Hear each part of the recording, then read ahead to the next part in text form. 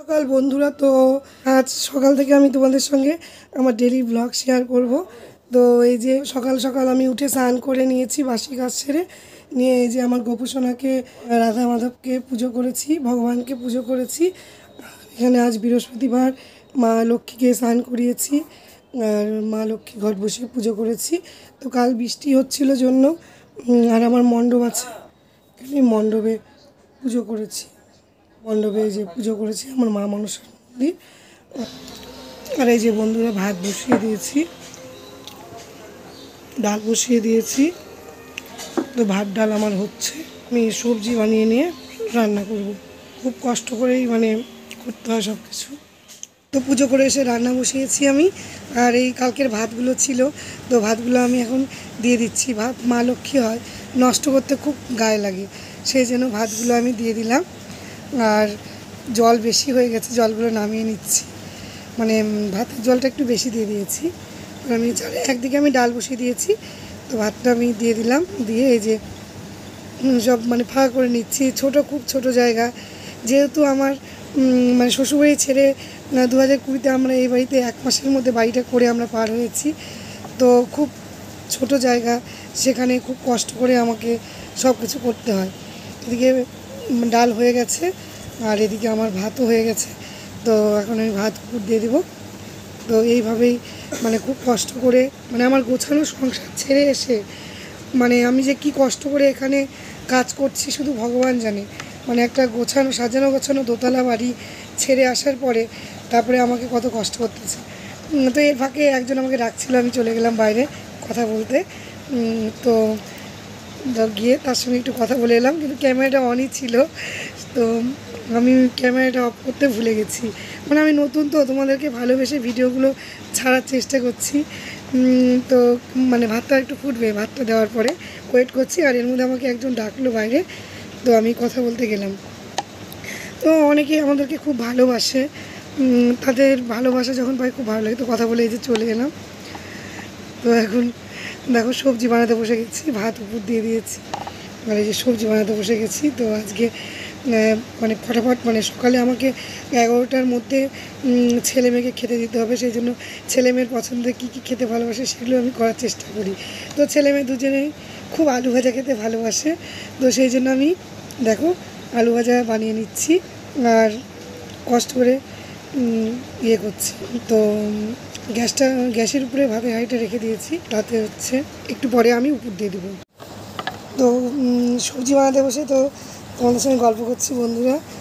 আমার শাশুড়ি মা ছিল তখন খুব রান্নাবাড়ি করতে খুব ভালো লাগতো, কিন্তু এখন অত আমার ভালো লাগে না, কারণ মা একটু খেতে ভালোবাসতো, আমার শ্বশুরমশাই খেতে ভালোবাসতো। তো 2021-এ কোভিডে আমার শাশুড়ি মা আমাদের ছেড়ে চলে গেছে।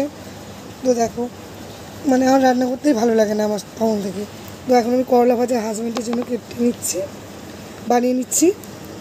আর ছেলে বেগুন ভাজা খেতে ভালোবাসে, বেগুন ভাজা আলু ভাজা করছি। দেখো যে করলাগুলো যেগুলো ছিল সব পড়ে সেগুলো আর আমের চাটনি হবে, তো আমটাও বানিয়ে নিচ্ছি।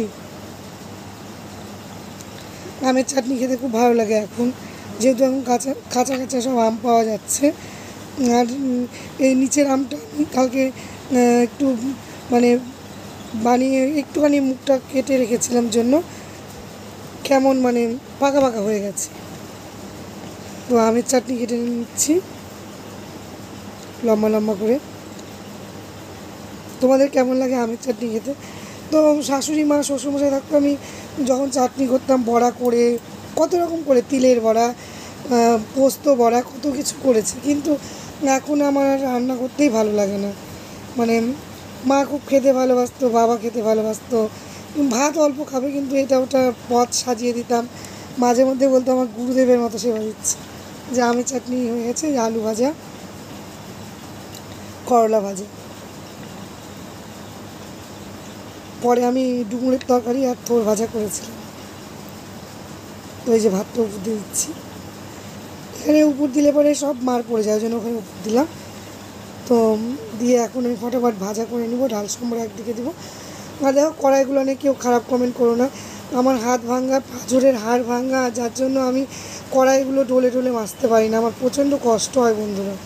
আমার হাতে তো ভাঙার জন্য এখনও প্রচণ্ড ব্যথা হয়। তো সবাই তোমরা পাশে থেকো আর আমাকে সাপোর্ট করো।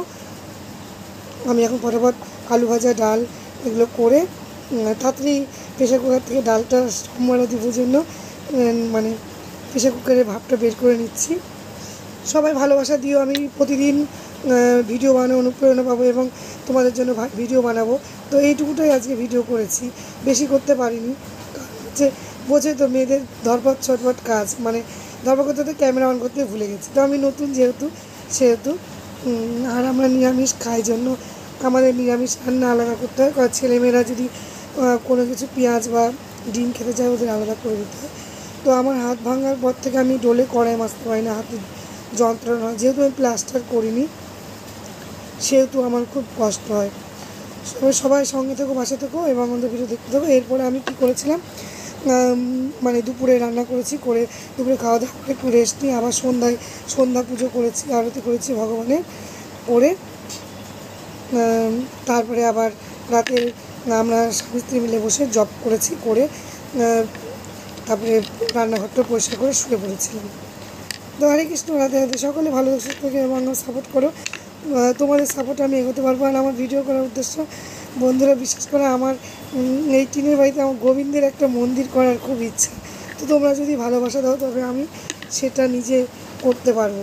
মানে আমি চাকরিও করতাম, সেটাও আমার 22 সালে চলে যায়। তো যাই হোক, এনজিওর কাজ ছিল, ওটা চলে গেছে যার জন্য। তো এখন আমি ভাবছি তোমাদেরকে ভিডিও বানিয়ে দিব, তোমরা আমাকে ভালোবাসা দিবে, আমি এগোতে পারবো। রাধে রাধে, হরে কৃষ্ণ। দেখো ডাল সম্বরা দিয়ে দিলাম, আর ডালের মধ্যে আলু দিয়ে দিয়েছিলাম আলু ভাতে করার জন্য। আর আমরা 4 জনই, ছেলে মেয়ে মানে আমার হাজব্যান্ড, আমি 4 জনই আমরা আলু ভাতে খুব পছন্দ করি। তো ডালের মধ্যে আলু এবং হাজব্যান্ডের জন্য আমি পটল দিয়েছিলাম সেদ্ধ। তো দেখবে ছটপট রান্না মানে ব্যাপার থাকলে পরে ডালের মধ্যে সবজি দিয়ে একটা সিটি দিয়ে দিলেই সেটা মানে ডালটা খেতেও ভালো লাগে এবং সবজিও হয়ে যায় খাওয়া।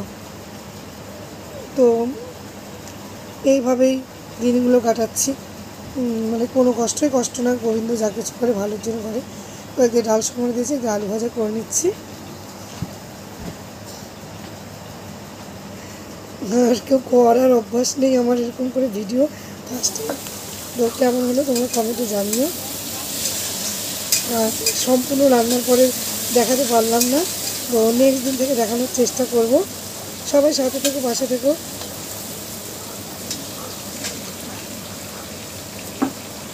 দেখো আর আমার বাই বন্ধুরা, সকলে ভালো থেকো। হরে কৃষ্ণ, হরি বল। সাথে থেকো বন্ধুরা। রাধে রাধে।